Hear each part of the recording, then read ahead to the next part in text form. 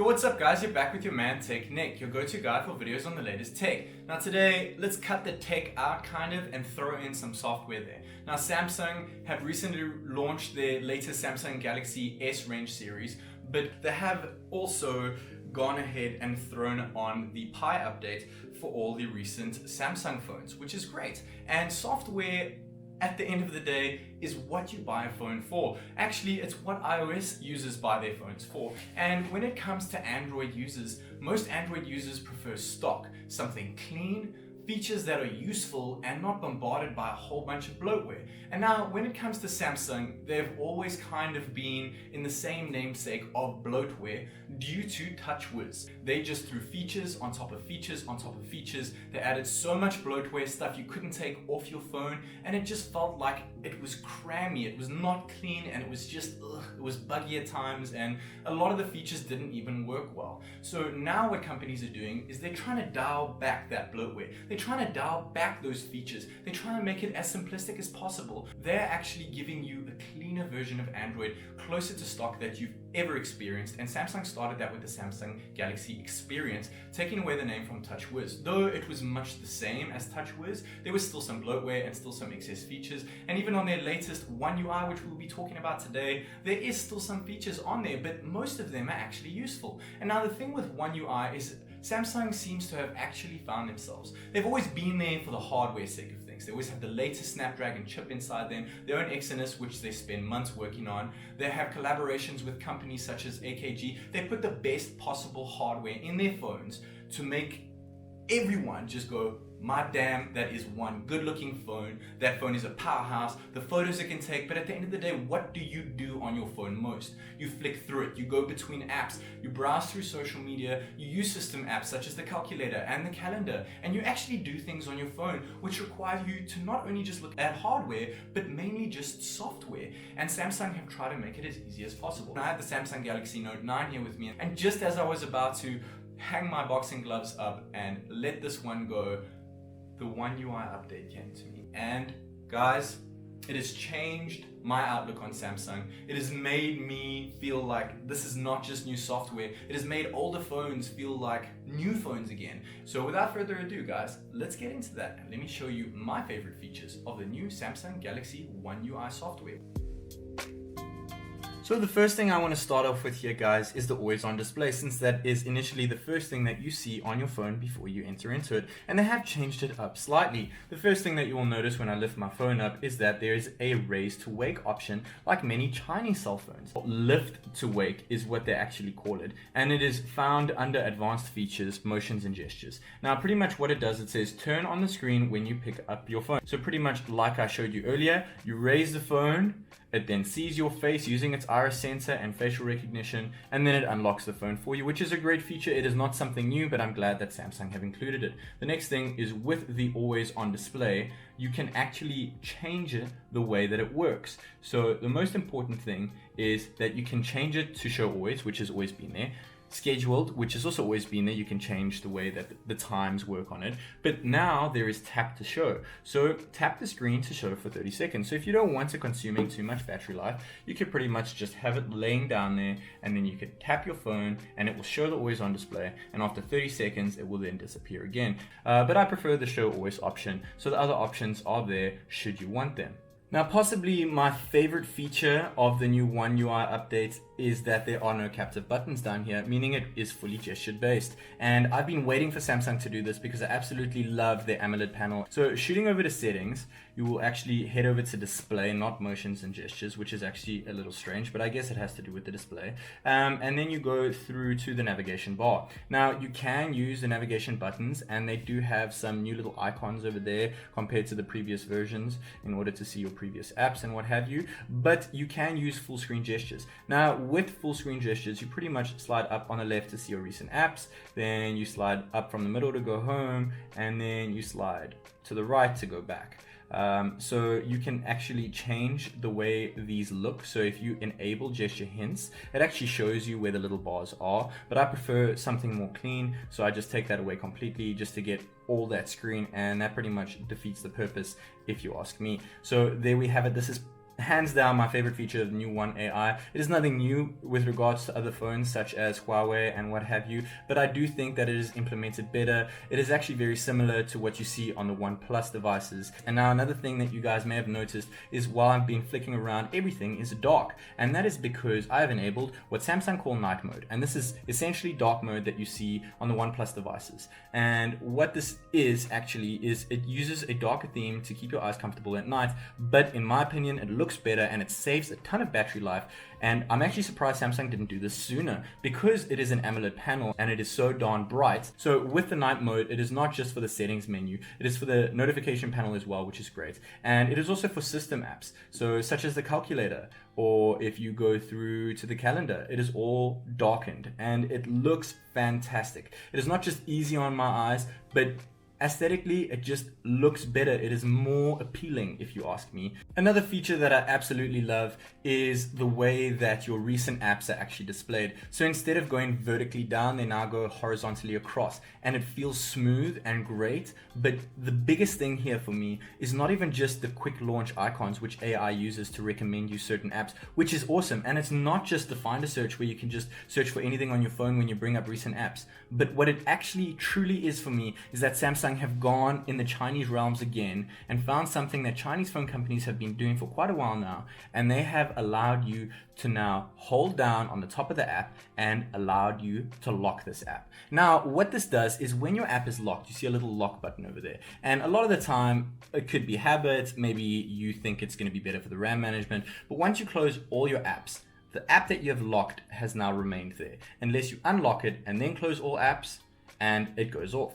So that's pretty much how it is. And once you open all your apps again, whatever it is that pleases you, whatever it is that you look at, it's not just about locking the app. If you hold down the icon, you can check app info, which takes you straight to the settings menu, looking at the app as if you would usually. You can open split screen view or open the app up in a pop-up view, which is also great so that you can move it around and put other apps in the background. I think it works really great, and I'm really glad that this is now a feature on the phone. I love being able to lock my apps, such as Spotify, especially. Locking Spotify is like a must for me, because every time I close all my apps, it kills my music. So being able to close everything, it is great. And if you do decide to close an app that is locked, such as Spotify, when you open it up again, it is still locked. So you can manually close it if you'd really like to, and it remembers that you locked the app the previous time, which is really great. Now, while playing around with One UI on this video for you guys, I'm sure you've noticed a couple things that look a bit different. First of all, the icons are more rounded and more flat and not so poppy and square. And another thing that you may have seen that looks a bit different is that when I go to the home screen settings over here to fiddle around with my settings, it looks a bit different. It's a lot neater. You can actually see all the pages quite big. You can see the contents previewing on the next page. You can change it to home pretty much as you've always been able to do it, but it gives it a nice new little look. And you can change your widgets, themes, and wallpapers all from here, which is great. Another thing that I'd noticed with apps on here, and though it is not new, it is still pretty useful, and they've changed the way it looks, and they've incorporated the dark theme into it. If you hold down on an app not too hard, then you can actually start a new list, new notes. If you hold down on Google Keep Notes, you can change a whole bunch of things with regards to the actual app for you to customize your home screen the way that you want to and see app info at a glance, and just to quickly jump to things that you do in the app, just to make it easier for one-handed use. And talking about one-handed use, One UI is all about one-handed use. And starting up with that, the notification panel is always a stretch to reach up. And though this has been implemented before, you can just swipe down anywhere on the screen, swipe down again. But when you swipe down again, all those icons at the top would usually stay there, notifications would be pulled down. But now, it actually throws the time at the top. It takes like this bold approach at the top here and throws everything else within thumb's reach, which is great, especially on such a huge device such as the Note 9. And it's not just with the notification panel.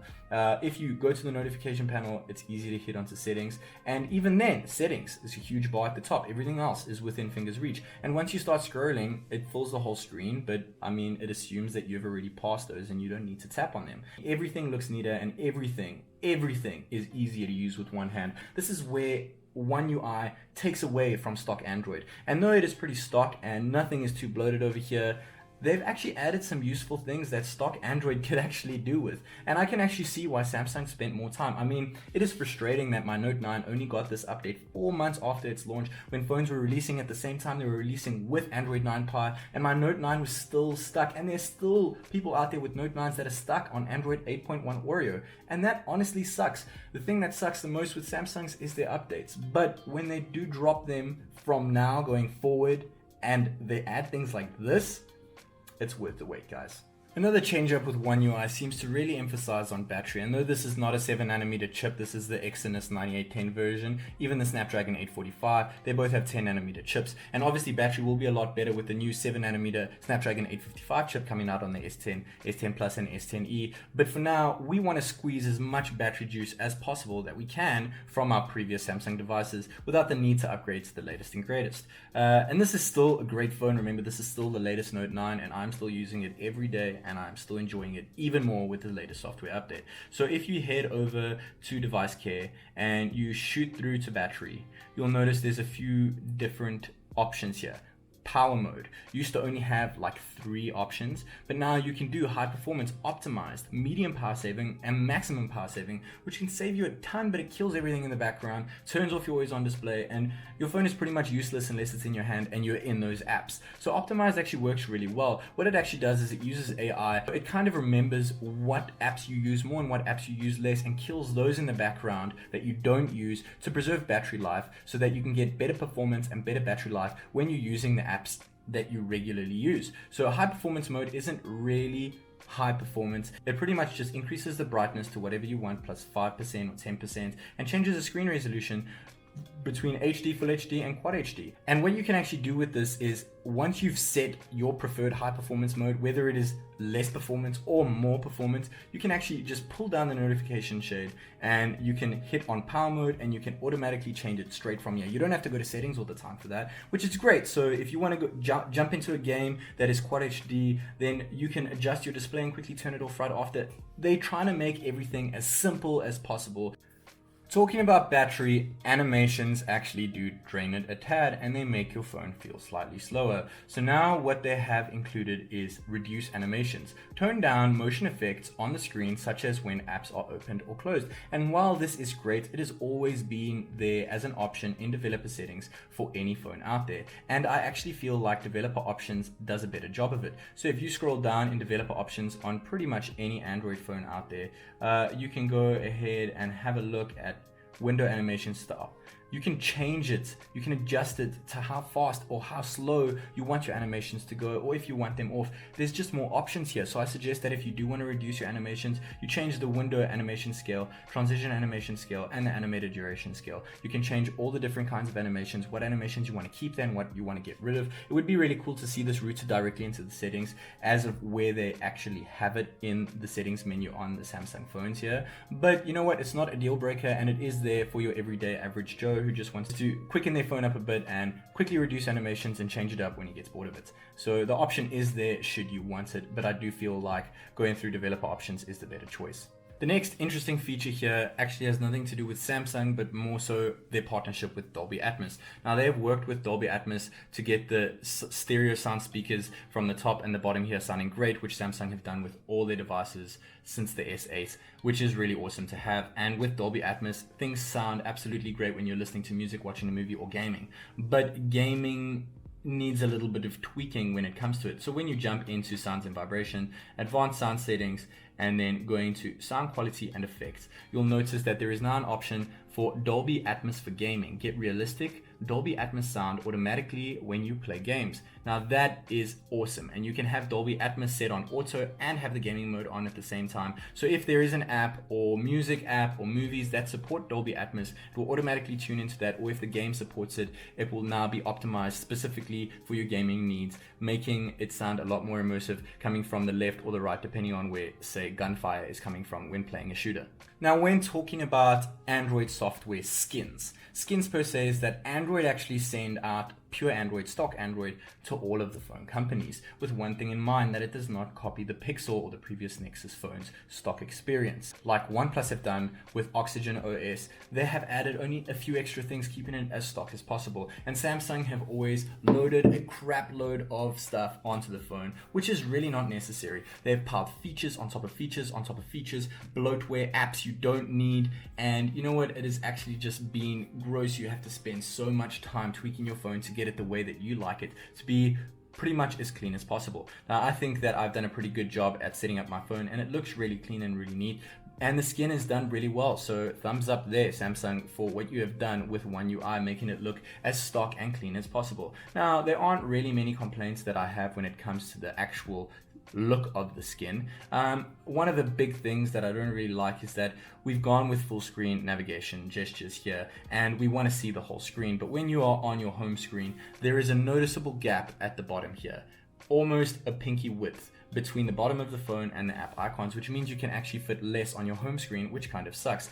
Now, the good thing here is that Samsung still allow you to change up your launcher. So if you go through to apps, tap the three dots at the top, default apps, you can then go ahead and change your home screen launcher to whatever launcher you like, and bam, all my icons have now dropped to the bottom over there. There is no space between the app dock over here and the rest of my home screen. Things just look a lot cleaner without taking away from this full experience. Pretty much the last thing I want to talk to you guys about today is the camera app. Not only has the icon changed, it looks nice and pretty, but you can actually now flick between things using one hand a lot easier. It looks pretty similar to what you would see from a Pixel, for example, or an iOS device. It just looks a lot cleaner. And for example, they've put now two trees where there used to be the ×2 zoom to the right. Just to be easier, it's right there by the photo icon, and you can just quickly tap to 2x zoom. You can also quickly switch between everything that you want, everything that you have let happen over here, all the little tabs that you have. And with regards to these tabs, you can actually change them. So if you do extend your finger to jump to settings, you can actually go to camera modes and edit modes, and you can take all of these modes out if you want. You can make it as clean as possible. Say I didn't want any of these, I pretty much just want live focus, photo and video, and maybe super slow-mo because it's cool. Now it's going to look a whole lot cleaner. You just have 4 to swipe between here, no room for error when you're trying to get a quick snap, a quick video, maybe some slow-mo or a live focus picture. And for me, that is really great. Another thing with the settings is when you're on photo, taking a rear picture, you can actually, they've cleaned up the settings menu in the camera here. So you choose the scale that you want, the aspect ratio, and then underneath each aspect ratio you can then choose the resolution, which just, it actually, I know what I'm doing when I'm flicking between stuff, but for the average user this just makes a lot more sense for people. It gives them the ability to see what they want when they are changing the quality of their picture, and the difference in sizes, and not just about resolution and the highest possible resolution to get the best quality, but actually the uses for it. And just changing things up, even on the video front, you can change it the way that you want as well. You can change between UHD. They've actually made it a lot easier for the average user to read, which I think is really great. They really are going all out to make this not just for complex bodies, not just for the power user, but for someone that can jump onto a Samsung and know what they're doing and use it one-handedly, even though these phones are absolutely huge. So there you guys have my thoughts on my favorite features of Samsung One UI. And it is really awesome to see a phone company brings such a huge software change. It really changes someone's outlook of the phone. When I first got the Galaxy Note 9, I was pleased with it. I was happy. The hardware was great. The photos it took were awesome. The S Pen was great. But when they dropped Pi on here, and when they threw the Samsung Galaxy One UI instead of that garbage Samsung experience and TouchWiz before it, it really changed the way that the phone works. It changes the feel of the phone. It honestly makes you want to pick up your phone more often and just jump through it, because it's just so much easier. Just things make a lot more sense with One UI, and I really like the direction that Samsung are going. I think over the years they've never been shy of innovation when it comes to hardware, and now that they've got their software down to the T as well, They really are starting to build a great identity for themselves. And these are the things that keep people brand loyal to the brand that is Samsung. So many Chinese companies are coming out with phones half the price with the same features. But Samsung have dropped a great, amazing ball on all of the competition over there, and that is One UI. I'm really pleased with it. Let me know what your guys' thoughts are in the comments down below. Thank you for watching this video, and as always guys, this is TechNick.